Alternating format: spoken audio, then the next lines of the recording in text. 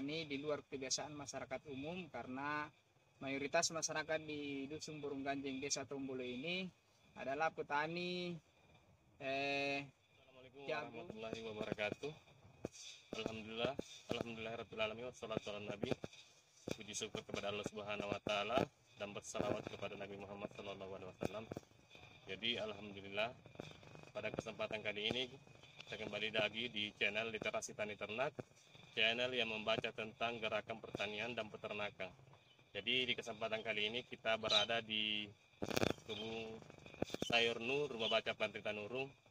Tentunya kita bersama dengan owner dari sayur Nur, kemudian juga pendiri dari rumah baca Pantri Tanurung, sekaligus tokoh yang berada di Desa Tombolo ini di Dusun Berengganjing. Tepatnya dia adalah kepala dusun dari Dusun Berengganjing. Jadi bersama kita Kak Firdaus, SPD, MPD. Jadi titelnya ini dua karena dia juga adalah salah satu dosen di perguruan tinggi yang ada di Sulawesi Selatan, di Al-Amanah Jeneponto. Jadi selamat pagi Kak. Pagi.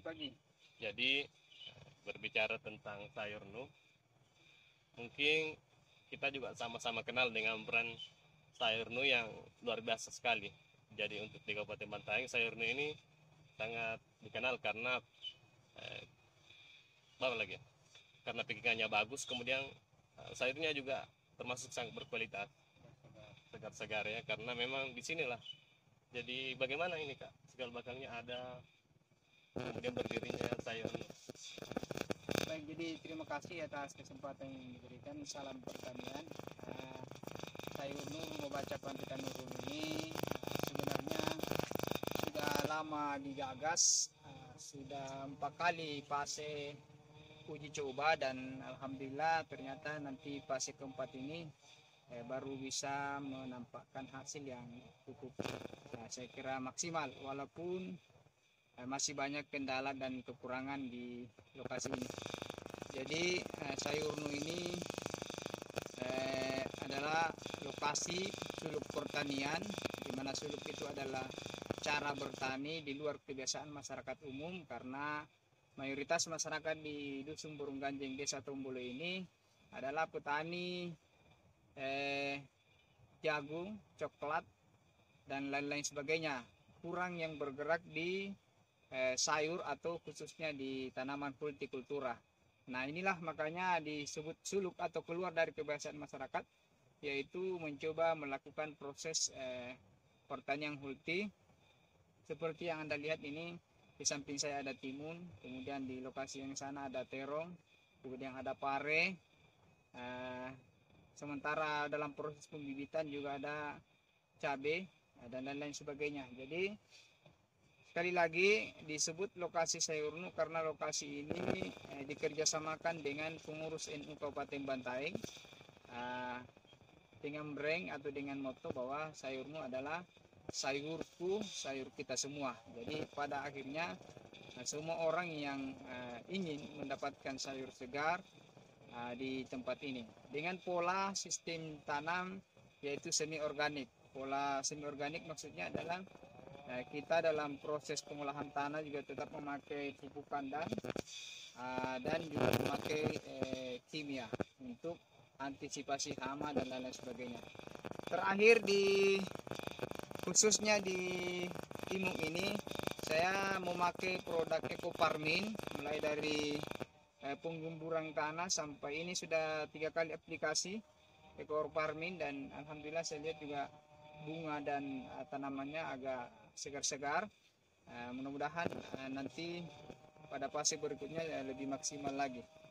Nah, selanjutnya suluk pertanian ini adalah sebuah agenda yang sesungguhnya tidak terpisah dari suluk pengetahuan atau suluk pendidikan, di mana suluk pengetahuan atau suluk pendidikan itu kita mengundang sahabat-sahabat dari khususnya pemuda dan pemudi dari Sulsel dan Sulbar untuk datang belajar membaca, belajar menulis, belajar membawa materi dan berdiskusi, yang tentu sekali lagi tanpa memberikan beban biaya sedikit pun, sepeser pun kepada mereka, berkenaan dengan konsumsi atau apa yang menjadi kebutuhan sehari-hari di sana.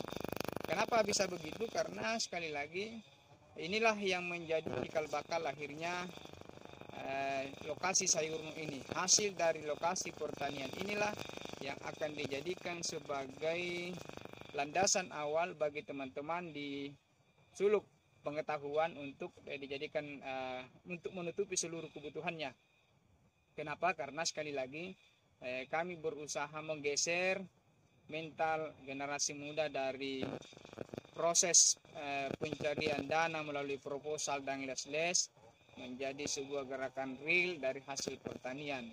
Artinya mereka juga dilatih untuk bertani, dilatih memahami bagaimana kerasnya hidup ini, atau justru dengan kata lain melatih mereka dari ego berpengetahuan menjadi ego yang rendah seperti kira-kira seperti tanah. Artinya mereka bekerja di pagi hari, kemudian siang dan malamnya itu mereka tetap belajar. Jadi di samping belajar ilmu-ilmu umum, ada juga paket-paket zikir, dan juga mereka juga belajar bertani supaya setidaknya mereka kembali ke kampungnya masing-masing. Di samping bisa menciptakan ruang baca atau rumah-rumah baca untuk literasi, mereka juga sudah punya pengetahuan karena yang datang tentu adalah juga mayoritas anak petani. Mereka sudah punya perspektif ke depan bahwa seperti ini nanti saya kalau sudah sampai di kampung. Karena kenapa? Sekali lagi bertani ini juga membutuhkan ketekunan, kesabaran, keuletan, dan lain-lain sebagainya. Itu yang dibutuhkan, makanya mereka dilatih praktek sekaligus di lapangan. Itu jadi saya kira itu yang bisa untuk sementara kami sampaikan. Dan pelatihan suluk ini, suluk pengetahuan itu di rumah, di Padepokan Sayur Nur Rumah Baca Pandritan Nurung.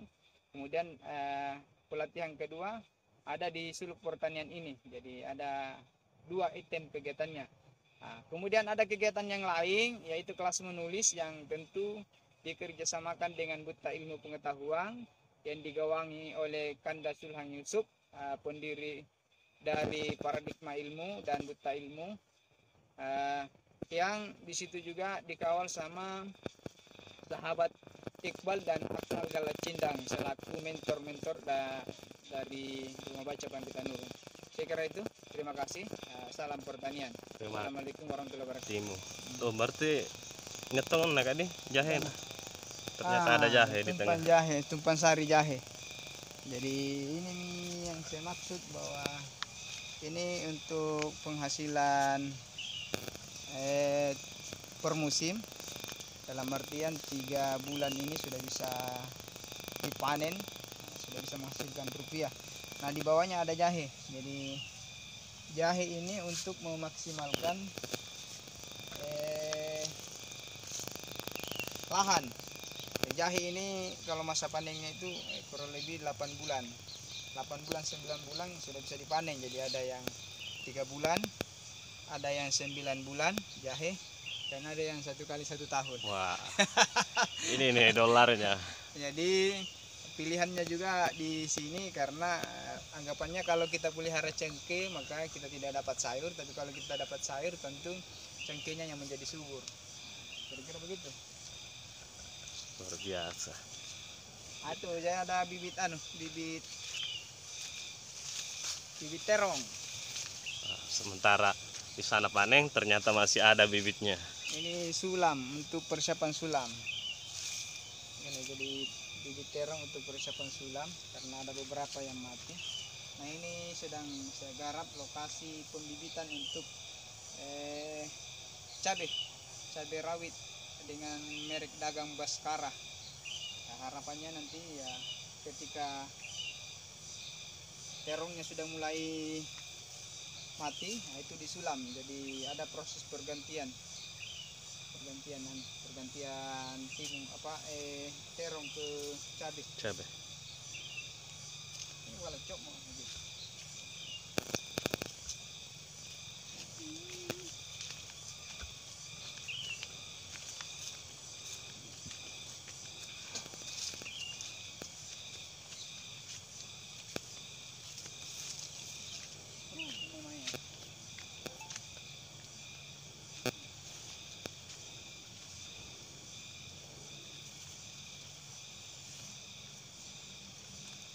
ini proses pemeliharaan mengembalikan mereka ke jalan yang benar ini.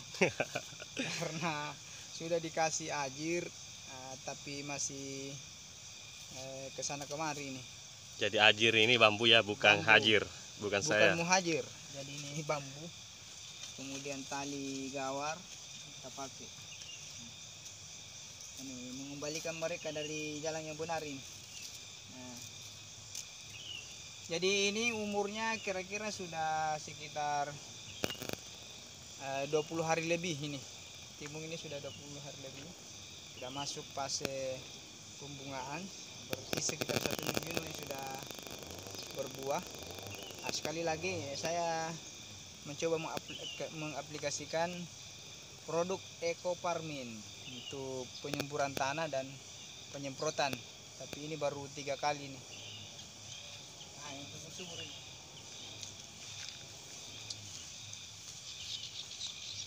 Jadi adapun tekniknya Anda bisa lihat juga ini di sini biar. Nah, tekniknya saya melakukan proses pemangkasan sulur air namanya ini 1 sampai 2. Nah, ini karena sulur air itu sangat kuat menyerap nutrisi, padahal buahnya kecil. Jadi untuk mendapatkan hasil buah yang maksimal nanti yang besar-besar, maka sulur air 1 sampai 2 ini dipotong. Kemudian fungsi dan manfaat berikutnya memudahkan kita dalam proses pemupukan. Jadi ada sulur air seperti ini. Ini contoh sulur air yang sebenarnya ini tidak produktif ini. Ini dipotong saja. Nah, ini juga supaya hawa sinar matahari mudah tembus ke dalam. Ya. Ini supaya penyakit juga bisa dikendalikan, bisa diminimalisir. Ini sulur air ini.